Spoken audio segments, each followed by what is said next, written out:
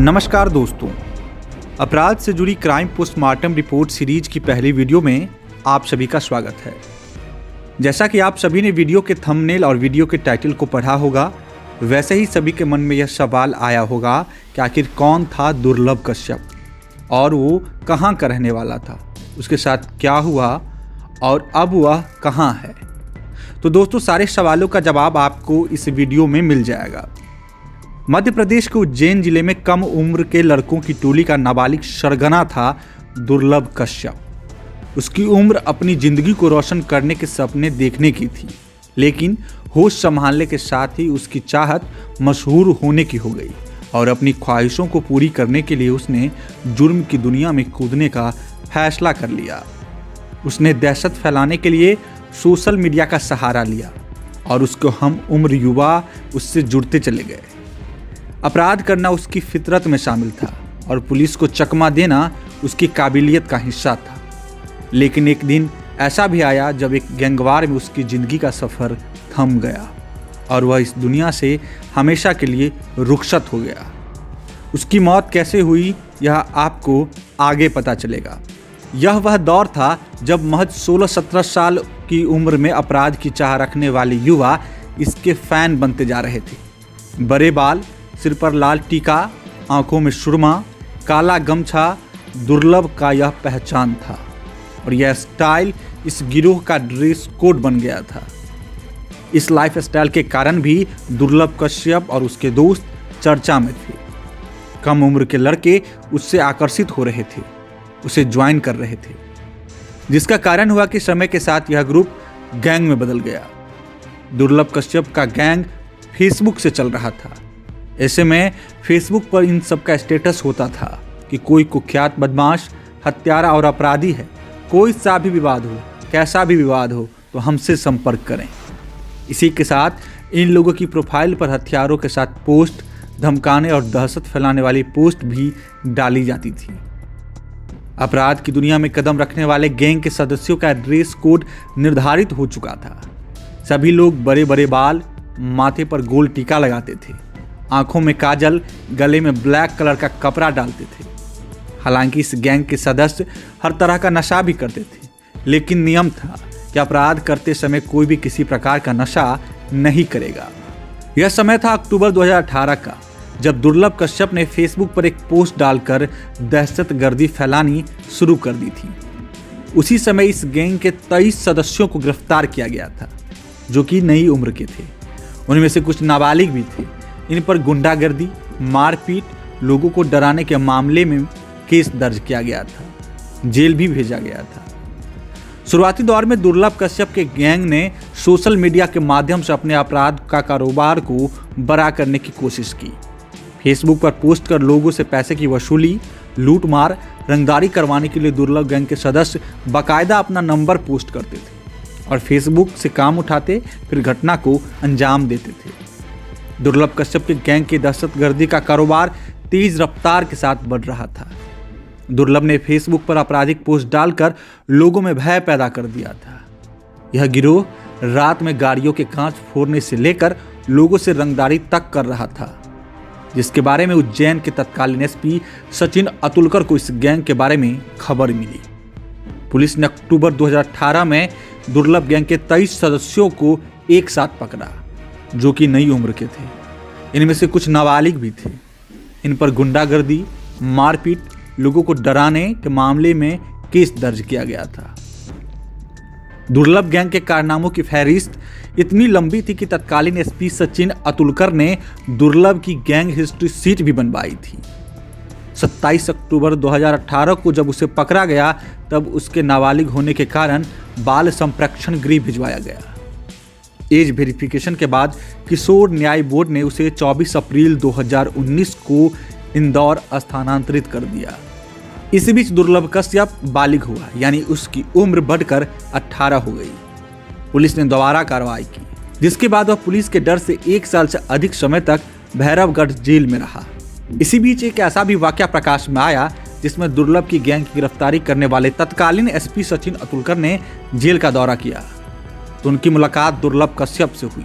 इस दौरान एसपी सचिन अतुलकर ने दुर्लभ कश्यप से कहा कि तू जेल में ही सुरक्षित है।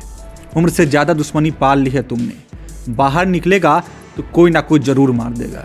जिसके कारण दुर्लभ ने डर से 1 साल तक जमानत नहीं करवाई। लेकिन आगे चलकर एसपी सचिन अतुलकर की बातें सच साबित हो गई।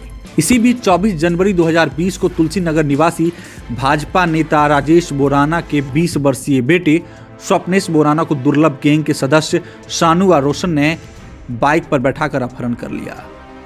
आरोपियों को शंका थी कि स्वप्नेश उनकी मुखबरी करता है। इस मामले में पुलिस ने 1 जुलाई 2020 को दुर्लभ कश्यप गैंग के सदस्य शानू और रोशन के साथ 2 अन्य बदमाशों को गिरफ्तार किया। इस दौरान दुर्लभ गैंग के सदस्यों ने युवक के अपहरण के बाद मारपीट का एक वीडियो भी बनाया था। पुलिस के अनुसार आरोपियों ने धमकी दी थी कि जब तक उन्हें रुपये नहीं देता है तब तक वह मारपीट के वीडियो वायरल करता रहेगा। वारदात करने के बाद सभी आरोपी फरार थे। उनकी गिरफ्तारी पर तत्कालीन एसपी ने 10-10 हजार रुपये का इनाम भी घोषणा की थी। इधर लॉकडाउन के पहले फरवरी के आसपास का वक्त था जब दुर्लभ कश्यप जमानत पर छूटा और इंदौर में रहने लगा। इसके बाद लॉकडाउन खत्म होते ही वह उज्जैन आ गया और यहाँ माँ के पास रह रहा था। दुर्लभ की माँ सरकारी स्कूल में शिक्षिका हैं। इसी बीच दोस्तों के साथ वापस रात में पार्टी और घूमना दुर्लभ कश्यप ने शुरू कर दिया। जेल से निकलने के बाद दुर्लभ कश्यप खुद को डॉन मान बैठा था। लॉकडाउन के बाद शहर में ऐसे ही आपराधिक घटनाएं चरम पर थी। ऐसे में अपराधी बेखौफ होकर घटना को अंजाम दे रहे थे। इसी बीच हिस्ट्री सीटर दुर्लभ कश्यप 2 महीने से उज्जैन के अब्दालापुर में रह रहा था और रात में पार्टियां कर दोस्तों के साथ घूम रहा था। इसके बाद भी पुलिस ने दुर्लभ की गतिविधियों पर ध्यान नहीं दिया। इसी बीच रात के 11 बजे दुर्लभ कश्यप गैंग के कुछ साथी रफीगंज के हारफुल वाली गली में चाय दुकान पर पहुंचते हैं और वहां चाय दुकानदार अमन उर्फ भूरा को रंगदारी के लिए चाकू लहराकर धमकाकर चले आते हैं। दुकान संचालक इसकी शिकायत करने माधवनगर पुलिस स्टेशन पहुंचता है, लेकिन उसकी रिपोर्ट नहीं लिखी जाती है और उसे भगा दिया जाता है। जिसके बाद रात के 1 बजे करीब दुर्लभ 5 साथियों के साथ बाइक व स्कूटर से उस चाय की दुकान पर पहुंचता है, जहां चाय की दुकान पर सामने खड़े युवक शहनवाज से उसकी कहासुनी शुरू होती है। इसी बीच दुर्लभ शहनवाज को कट्टे से गोली मार देता है, जो शहनवाज की गर्दन पर लगती है और शहनवाज वहीं गिर जाता है। जिसके बाद शहनवाज के साथियों ने दुर्लभ को घेर कर उस पर हमला कर दिया। दुर्लभ पर चाकू से 34 वार किए गए। गैंगवार में कमजोर पड़ता देख दुर्लभ के साथ आए उसके दोस्त दुर्लभ को वहीं मौके पर छोड़ भाग गए, जिसका परिणाम हुआ कि अपराध की दुनिया में नाम कमाने की चाहत लिए 7 सितंबर 2020 को गैंगवार में 20 साल की उम्र में हिस्ट्री सीटर दुर्लभ कश्यप की चाकुओं से गोदकर हत्या कर दी गई। इस वक्त तक दुर्लभ पर 8 से 9 गंभीर आपराधिक मुकदमे दर्ज हो चुके थे।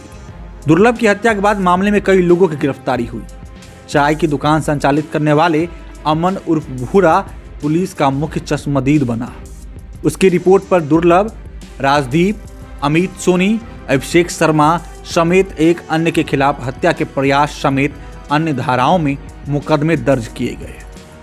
वहीं दुर्लभ के साथी अभिषेक शर्मा की रिपोर्ट पर जीवाजीगंज पुलिस ने घायल शहनवाज, शादाब, हिस्ट्री सीटर रमीज, राजा व भूरा के खिलाफ हत्या की धारा में केस दर्ज किया। अभिषेक ने बताया कि घटना के दिन दुर्लभ के घर दाल बाटी खाने के बाद रात 1:30 बजे करीब वह सिगरेट व चाय पीने दुकान पर गया था। यहाँ शहनवाज और शाबाद से किसी बात पर दुर्लभ का झगड़ा हो गया। इसी दौरान सभी मिलकर दुर्लभ को चाकू मारने लगे। अभिषेक ने पुलिस को यह भी बताया कि चाय वाला भूरा चिल्लाकर यह कह रहा था कि शादाब भाई, इसे जान से मार दो, इसे खत्म कर दो। इधर पुलिस की पड़ताल चलती रही। मामले में कई लोगों की गिरफ्तारी हुई, सभी जेल भेजे गए। इसी बीच 2 नवंबर 2020 की वो तारीख आई जब दुर्लभ कश्यप हत्याकांड के मुख्य आरोपी सिराज बाबा उर्फ चाय वाले ने जेल में आत्महत्या कर ली और इसी तरह से लंबे समय तक कायम रहने के बाद उज्जैन शहर से 20 साल के दुर्लभ कश्यप का डर और खौफ खत्म हो गया। लेकिन मौत के बाद इस साल जनवरी 2021 में एक बार फिर से दुर्लभ कश्यप सुर्खियों में आया। वजह थी दुर्लभ कश्यप की मौत के बाद उसके गैंग के सदस्य उसकी यादों में 26 जनवरी को एक बाइक रैली निकालने वाले थे। सोशल मीडिया के जरिए एक पोस्टर वायरल हुआ जिसमें दुर्लभ कश्यप के स्मृति में एक वाहन रैली निकालने की बात कही गई। पोस्ट में लिखा गया था कि अधिक से अधिक नौजवान नवयुवक इस वाहन रैली में शामिल हों। आयोजन की खबर उज्जैन पुलिस को मिली, जिसके बाद उज्जैन पुलिस ने तत्काल दुर्लभ कश्यप गैंग के साथियों के खिलाफ कार्रवाई करते हुए आयोजन पर रोक लगा दिया। महज 20 साल में आतंक का पर्याय बनने वाले दुर्लभ कश्यप को फॉलो करने वाले इस गैंग के सदस्य आज भी दुर्लभ की याद में दुर्लभ की लाइफ स्टाइल, ड्रेस कोड को लागू रखते हुए सोशल मीडिया के सहारे चोरी छिपे कई फेसबुक पेज और ग्रुप बनाकर गैंग चला रहे हैं। हालांकि दुर्लभ की मौत के बाद इस गैंग की कोई बड़ी आपराधिक घटना सामने नहीं आई है। दुर्लभ कश्यप की शुरुआत से अंत तक की इस कहानी में एक बयान दुर्लभ के पिता रजनीश कश्यप का भी आया। अपने इकलौते बेटे दुर्लभ की मौत के बाद दुर्लभ के पिता रजनीश कश्यप ने मीडिया के सामने एक इंटरव्यू में कहा था, कोई भी मेरे बेटा जैसे नहीं बने, क्योंकि अपराध का अंत बुरा ही होता है।